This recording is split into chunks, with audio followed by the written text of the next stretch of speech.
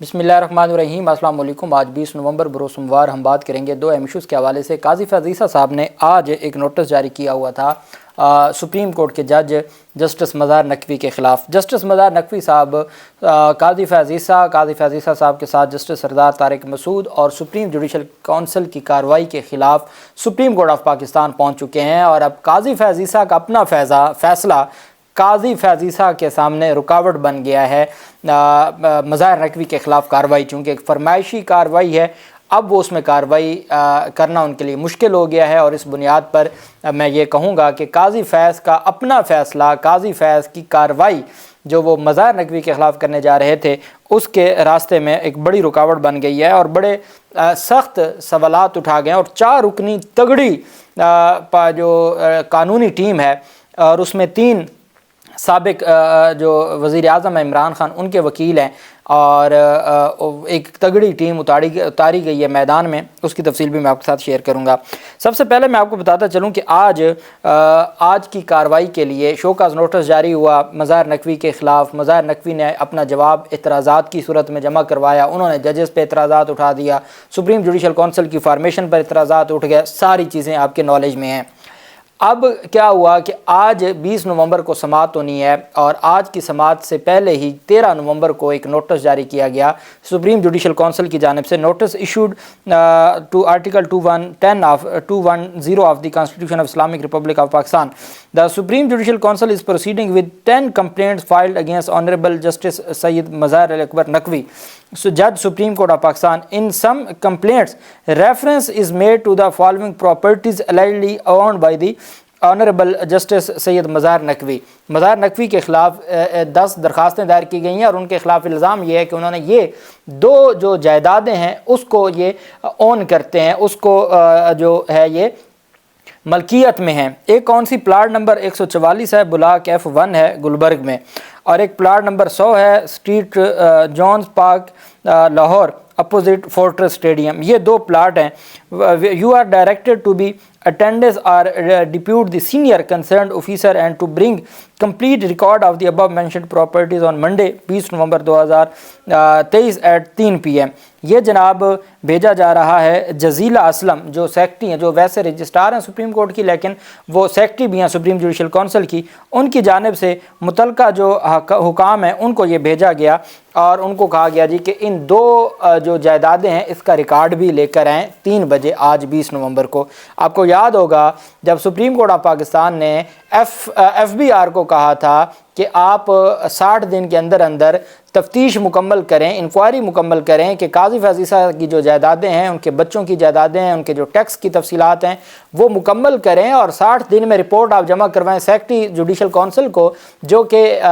Chairman supreme judicial council को देंगे, और अगर उन रिपोर्ट्स के मुताबिक कोई कार्रवाई बनती हुई तो फिर कार्रवाई की जा सकती है। पहले जो शो का था उसको कलअदम करार दे दिया था और जब रिव्यू में काज़ी फैज़ ईसा ने FBR की इंक्वायरी को चैलेंज किया था तो फिर वो बाद में ख़त्म हो गई थी। जब काज़ी फैज़ ईसा अपने ख़िलाफ़ FBR को इंक्वायरी करने नहीं देते और वो कहते हैं जी कि वो जज की ख़िलाफ़ है मामला, तो फिर वो मज़ार नकवी के ख़िलाफ़ कैसे मुतलका डिपार्टमेंट्स को कहते हैं जी कि आप इसका रिकॉर्ड ले आएँ और अपना अफसर भी लेके आएँ जो इस तफसीलात दे। अगर मज़ार नकवी की जो जायदादों का रिकॉर्ड मांगा जा सकता है, उस पर रिलाय किया जा सकता है, तो फिर काज़ी फैज़ ईसा साहब की जो बैरून मुल्क जायदादें फैमिली की थी और उनका जो बैंक ट्रांजैक्शन थी, उनकी जो मनी जो ट्रेल है, वो सारी तफसीलात जब FBR से मांगी जाएँ, सुप्रीम कोर्ट का 10 रुकनी बेंच मेजॉरिटी फ़ैसला में उसको गैर आइनी करार दे दे और काज़ी फैज़ ईसा के ख़िलाफ़ जारी सदर पाकिस्तान के रेफरेंस को गैर आइनी करार दे दे और सदर पाकिस्तान की कार्रवाई को गैर आइनी करार दे दे, तो अब मज़ार नकवी के ख़िलाफ़ एक फरमाइशी कार्रवाई कैसे चल सकती है। जो दरख्वास्त दायर करने वाला जो मरकज़ी दरख्वास्त है वो उस वकील ने दायर की है जो इमरान ख़ान के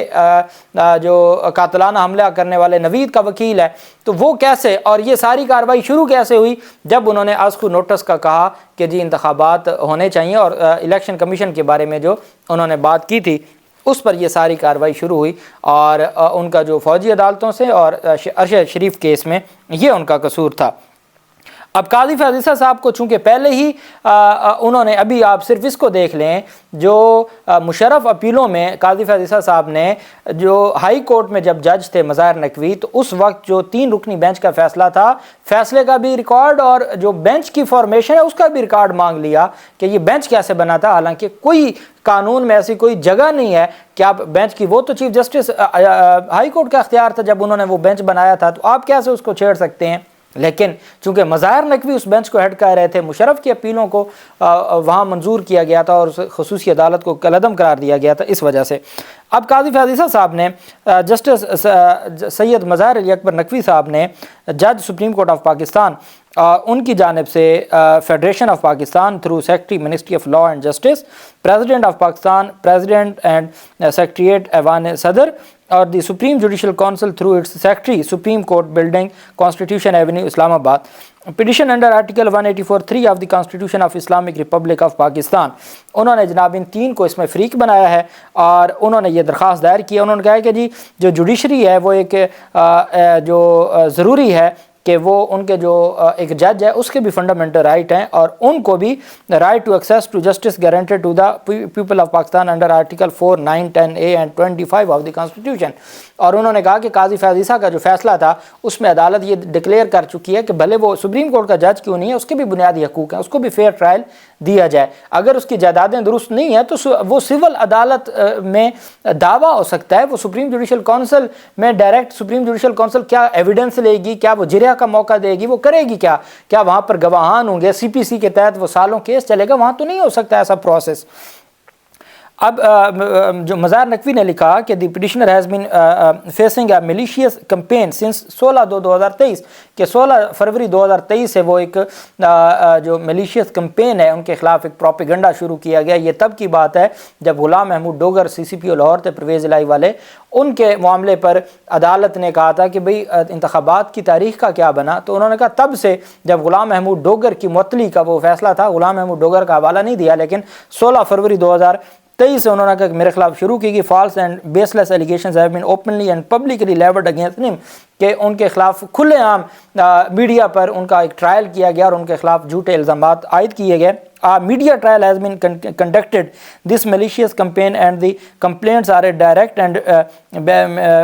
جو attack on the independent of judiciary، کہ یہ ڈائریکٹ اٹیک ہے عدلیہ کی آزادی پر، جب آپ ایک سپریم کورٹ کے جج کے اوپر اس طرح کے الزامات لگائیں، یا اس وقت کی جو حکومت ہے وہ اس کے وزراء اس طرح کا بیٹھ کے میڈیا پر ان کے الزامات لگائیں اور ان کے خلاف، وہ آپ کو یاد ہوگا جو ٹرک اور ٹرکوں والی اور یہ باتیں ساری ہوئی تھیں، تو اور پھر کیسی کیسی آڈیوز سامنے آئی تھیں اور ان آڈیوز کی بنیاد پر یہ ساری کارروائی شروع کی گئی تھی۔ The Supreme Court of Pakistan in the case of Justice Qazi Faiz Issa versus Federation of Pakistan observed that no one, including a judge of the highest court in the land, can be denied his right to be dealt in accordance with law. Every citizen of Pakistan, notwithstanding his status or position, is entitled to due process of law in any action determined to his life, liberty, body, reputation or property under Article 4 of the Constitution and safeguarding of his fundamental rights guaranteed under Article 9 to 28 of the Constitution. The Supreme Court of Pakistan further held that the constitutional safeguard of the process to enjoy the protection of law and to be treated in accordance with law, therefore assumes even greater significance in the case where integrity of a judge is questioned، کہ جہاں جج کی integrity سوال ہو وہاں پر پھر عدالتوں کو بڑے دھیمے انداز میں اور بڑے احتیاط سے دیکھنا ہوتا ہے۔ It is evident from the record that the manner in which the proceedings have been initiated against the petitioner by issuing the show cause notice dated 28/10/2023 by the Supreme Judicial Council is repugnant to and inconsistent with the fundamental rights guaranteed to him by the Constitution. It is also in direct conflict with the judgment of the Supreme Court of Pakistan قاضی فیض عیسیٰ، کہ وہ جو قاضی فیض عیسیٰ کا اپنا جاری کردہ show cause ہے وہ ان کی اپنے حق میں دی گئی ججمنٹ، اپنے حق میں لی گئی ججمنٹ کے خلاف ہے۔ جب قاضی فیض عیسیٰ کی ججمنٹ کے وہ خلاف ہے تو اس وجہ سے بھلے قاضی فیض عیسیٰ صاحب ہی کیوں نہ اس بینچ کے سربراہ ہوں، اس کو آپ کالعدم قرار دیں۔ اب یہ ان کی جانب سے درخواست دائر کی گئی۔ آپ جانتے ہیں ہمارا سپریم جوڈیشل کونسل میں جو کارروائی ہوتی ہے آرٹیکل 209 کانسٹیٹیوشن آف پاکستان، اس میں کہا گیا کہ جی جوڈیشل کمیشن کی کارروائی کو کسی فورم پر چیلنج نہیں کیا جا سکتا۔ اب سوال یہ تھا کہ کیا جوڈیشل کمیشن کا جو فیصلہ ہے اس کو کہیں چیلنج کیا جا سکتا ہے، تو آئین جو ہے وہ صرف بات کر رہا ہے سپریم جوڈیشل کونسل کے فائنل فیصلے کی۔ پھر یہ تھا کہ کیا جب کارروائی شروع ہو جائے، شو کاز آ جائے، تو شو کاز کے بعد کیا اس کو سپریم کورٹ میں چیلنج کیا جا سکتا ہے۔ اس درخواست کو، قاضی فیض عیسیٰ صاحب کی درخواست کو قابل سماعت قرار دیا سپریم جوڈیشل کی کارروائی کے خلاف، اور اس میں قاضی فیض عیسیٰ صاحب نے جن ججز پر عدم اعتماد کیا تھا ان ججز کو، اس میں چیف جسٹس، اس وقت کے چیف جسٹس گلزار تھے، اس پر قاضی فیض عیسیٰ نے عدم اعتماد کیا تھا، تو چیف جسٹس گلزار نے اپنے آپ کو الگ کر لیا تھا، اور عمر رضا بندیال اس وقت صرف جج تھے، ان کی سربراہی میں بینچ بنا تھا 10 رکنی، جس میں درخواستیں قابل سماعت قرار دے کے ایف بی آر کو فردر ڈائریکشن کر دی تھی۔ اب درخواستیں قابل سماعت ہو گئیں، پہلی کارروائی ختم ہو گئی، لیکن صرف ایف بی آر کی ڈائریکشن کی حد تک ریویو میں گئے تھے قاضی فیض عیسیٰ، پھر ریویو میں 6-4 سے فیصلہ آیا اور ایف بی آر کو دی گئی ڈائریکشن، سپریم کورٹ نے اپنی ڈائریکشن کو کالعدم قرار دے دیا، اور اس طرح سے ان کے خلاف مکمل ہمیشہ کے لیے کارروائی ختم ہو گئی۔ اب اس فیصلے کا حوالہ دے کے جو شو کاز نوٹس کا جب جواب دیا مظاہر نقوی نے، تو انہوں نے جواب ابھی نہیں دیا، ابھی تو اعتراضات داخل کروائے تھے، اور انہوں نے کہا تھا کہ قاضی فیض عیسیٰ اور